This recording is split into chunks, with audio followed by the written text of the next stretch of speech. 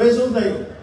જ્યારે હું કહું છું કે મારી માતા છે ગાય અને જ્યારે તમે કહો છો કે તમારી માતા છે ગાય, ત્યારે થાય છે શું? ત્યારે એ થાય છે કે તમે મારા ભાઈ થઈ જાઓ છો, તમે અમારી બહેન થઈ જાઓ છો. બે લોકો પરસ્પર ભાઈ ભાઈ અને ભાઈ બહેન કેમ થઈ જાય છે? એમની માતા એક હોય છે. જેની માતા એક નથી હોતી તેઓ ક્યારે પણ પરસ્પર ભાઈ ભાઈ કે ભાઈ બહેન બની શકતા નથી. કે બની શકે છે? તમે કહો. જેની માતા એક ના હોય એ પોતે પરસ્પર ભાઈ ભાઈ થઈ શકે, ભાઈ બહેન થઈ શકે. અને જેની માતા એક હોય તે ભાઈ ભાઈ છે, ભાઈ બહેન છે. એટલે જયારે તમે કહો છો કે તમારી માતા છે ગાય અને જયારે હું કહું છું કે મારી માતા છે ગાય, ત્યારે આપણી વચ્ચે એક સંબંધ વિકસિત થઈ જાય છે અને ત્યારે હું સંબોધન તમને કરી શકું છું, મારા પ્યારા ભાઈઓ અને પ્યારી બહેનો.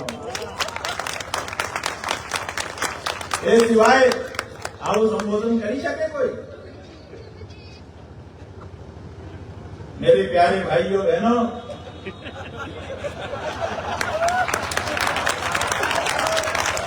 अरे भाइयों बहनों कहने के लिए पहले माता कॉमन करो. अगर माता कॉमन नहीं है तो तुम्हारा संबोधन तुमको मुबारक, हमको स्वीकार नहीं है.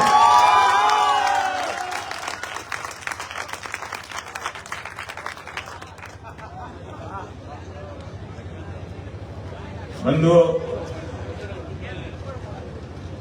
शास्त्र की बात, वेद की बात, पुराण की बात और इतिहास की, आपके पूर्वजों की बात आप पहले से जानते हो.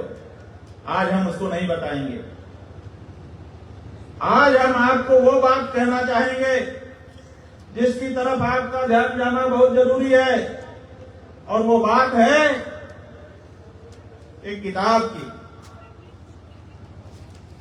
हमारे नेताओं से जब हम कहते हैं कि गाय को पशु सूची से हटाओ, गाय को माता के रूप में संबोधित करो, तो हमारे नेता कहते हैं क्या करें, चाहते तो हम भी हैं लेकिन संविधान में हमारे हाथ बांध रखे हैं. संविधान का हवाला दिया जाता है कि हमारे भारत का संविधान धर्मनिरपेक्ष है, इसीलिए हम ये नहीं कर सकते. यही तो बात है. आखिर कौन सा बंधन है? तो हमारे नेता कहते हैं कि संविधान की बाधा है,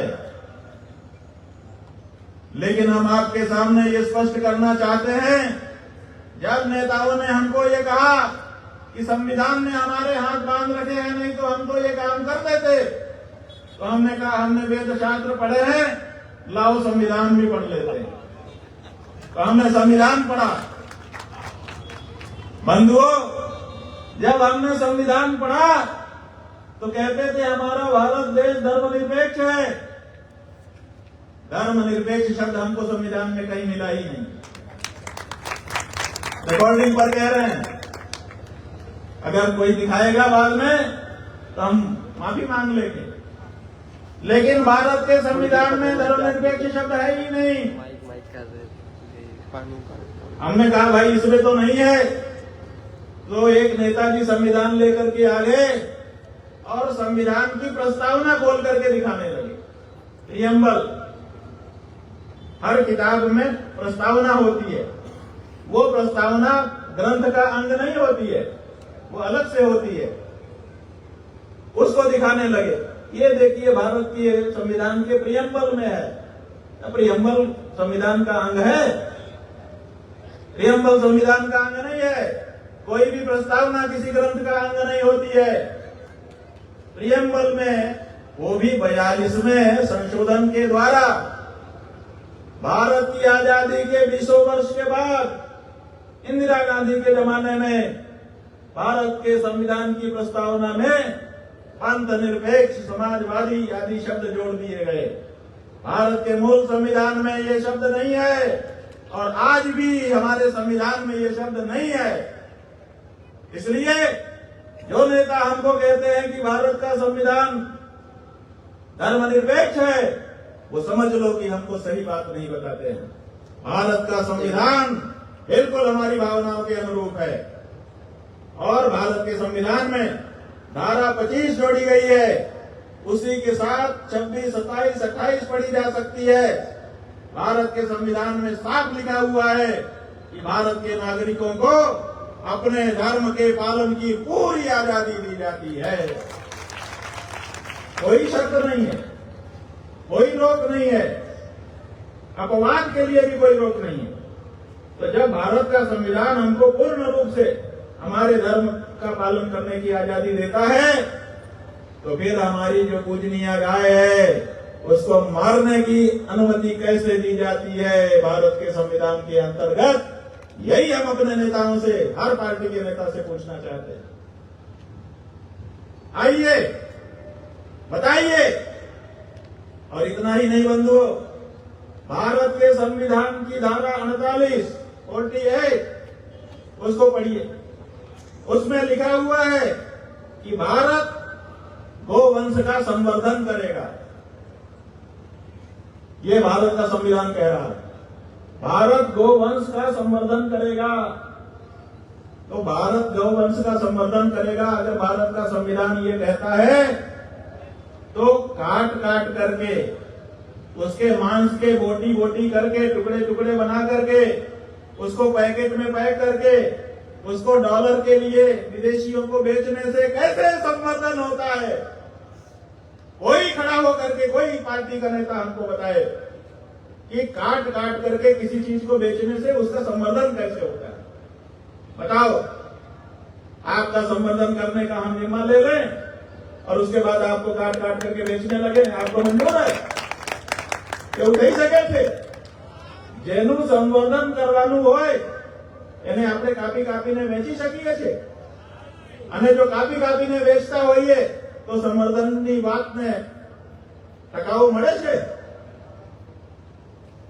भारत का संविधान गाय माता के पक्ष में खड़ा है, लेकिन भारत के संविधान की शपथ लेकर के जिन लोगों ने भी आज तक 78 साल से सरकारें चलाई हैं, चाहे वो केंद्र की सरकारें हों, चाहे वो राज्य की सरकारें हों, किसी ने संविधान के साथ न्याय नहीं किया है, बल्कि अन्याय किया है। और वो अन्याय गायों के साथ हुआ है, हमारी गाय माता के साथ हुआ है, और गाय माता के हम बछड़े बछड़ियों के साथ हुआ है। આપણે જયારે ગાયની વાત કરતા હોઈએ છે ત્યારે આપણે વાછરડા અને વાછરડીની માફક વિચાર કરીએ છીએ। ગાય માતા છે અને ગાય જો અમારી માતા હોય તો અમે પણ એમના વાછરડા છીએ। આ રાજાભાઈ બેઠા છે આવી, તમે ગાયની પાસે જાઓ તો પોતાને વાછરડાની ફિલિંગ આવે છે કે નથી આવતી? આવે છે। હા, અમે પણ જયારે ગાયની વાત કરીએ છીએ અને ગાયને માતા કહીએ છીએ ત્યારે આપણે પણ વાછરડા અને વાછરડીઓ હોઈએ છીએ। આપણી સાથે છલ થઈ રહ્યો છે। बंधुओं, इतना ही नहीं, समय कम है, नहीं तो हम और विस्तार से आपको बताते। हम आपको भारत का राज चिन्ह दिखाना चाहते हैं। शास्त्र की बात नहीं कर रहे हैं, संविधान की शपथ लेकर के सरकार चलाने वाले नेताओं के सामने, मंत्रियों के सामने, मुख्यमंत्रियों के सामने, प्रधानमंत्री के सामने अपनी बात रख रहे हैं। ये देखिए हमारे सामने हाथ में ये भारत का राज चिन्ह है। ये पूरा नहीं है, ये नीचे से लेकर यहां तक ये अशोक स्तंभ है। इसी अशोक स्तंभ के ऊपर जहां से हमने पकड़ लिया, इसके ऊपर जितना भाग दिखाई दे रहा है, इसी को भारत ने अपने राज चिन्ह के रूप में स्वीकार किया है। इसमें 4 शेर बने हुए हैं, चारों तरफ मुंह करके खड़े हैं, पीठ सबकी आपस में सटी हुई है। इसको कहते हैं ये भारत का राज चिन्ह है। जब इसको कागज में छापते हैं तो एक शेर दिखना बंद हो जाता है, केवल 3 शेर दिखाई देते हैं। ये देखिए चित्र में हम आपको दिखाना चाहेंगे। ये चित्र है, ये भारत का राज चिन्ह है। इसमें 3 शेर दिखाई दे रहे हैं। कहते हैं यही 3 स्तंभ है, कार्यपालिका, न्यायपालिका और विधायिका। ये 3 भारत के अंग हैं, उनके ये 3 शेर प्रतीक हैं। ये जो कार्यपालिका, न्यायपालिका और विधायिका है, ये किसके ऊपर खड़ी है, इसका आधार क्या है? तो आप देखेंगे कि इसी चिन्ह में एक चबूतरा बना हुआ है, उसी चबूतरे पे ये तीनों शेर खड़े होकर के हमको दिखाई दे रहे हैं। और इस चबूतरे में क्या विशेषता है? इस चबूतरे में विशेषता यह है, इसमें 4 चिन्ह बने हुए हैं। आप लोग ध्यान से देखना, इसको समझ लेना बहुत जरूरी है, क्योंकि इसी के कारण हमको भरगलाया जा रहा है। धर्मनिरपेक्षता की बात कह करके संविधान दिखाया जा रहा है और गौ माता के प्रति और गौ माता के प्रति भक्ति आस्था रखने वाले हम लोगों के प्रति अत्याचार किया जा रहा है। ये जो भारत का राज चिन्ह है, इसके नीचे ये गोल चबूतरा है, इसमें 4 आकृतियां हैं। 4 आकृतियां कौन सी है? एक इसमें सिंह है, एक इसमें हाथी है, एक इसमें घोड़ा है और एक इसमें बैल है। 4 आकृतियां हैं और इन 4 आकृतियों में भी जब इसको छापा जाता है तो 2 पीछे छिप जाती है, 2 ही दिखती है। तो जब ये छापा गया होगा, स्वीकृत किया गया होगा संसद में, तो विचार हुआ होगा कि 4 में से 2 किसको छिपा दें, किसको 2 को आगे रखें। माने जो ज्यादा प्रमुख लगे होंगे उन 2 को आगे रखा गया होगा, जो कम प्रमुख लगे होंगे उनको पीछे रखा गया होगा। तो जो कम प्रमुख लगे वो हाथी और शेर, उनको पीछे कर दिया गया। अब घोड़ा और बैल दोनों आगे आ गए। इसमें देखिए, यहाँ घोड़ा है, यहाँ पर बैल है, ये राज चिन्ह में अंकित है। और इनमें भी दोनों में कौन प्रमुख है? तो हमारे यहाँ परंपरा ये है कि जिसको दाहिने रखा जाता है वो महत्वपूर्ण होता है। तो भारत के राज चिन्ह में जो नीचे अशोक चक्र है, उसके दाहिने हमारा वृषभ अंकित है। इसका मतलब है कि 4 में से वृषभ सबसे प्रमुख है। भारत के राज चिन्ह में जिसको सर्व प्रमुख स्थान दिया गया, उस वृषभ को बोटी बोटी काट करके बेच रहे हो और अपने आप को भारत का रखवाला कहते हो।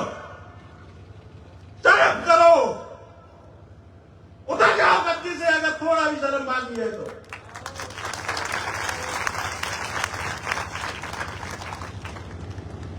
ढोंग करना बंद करो, ये पाखंड नहीं चलेगा।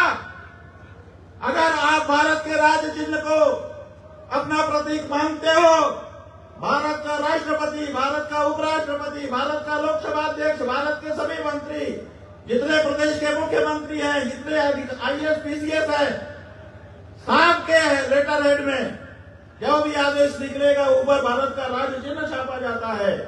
उसी राज्य चिन्ह से पढ़ करके हम लोग मान लेते हैं।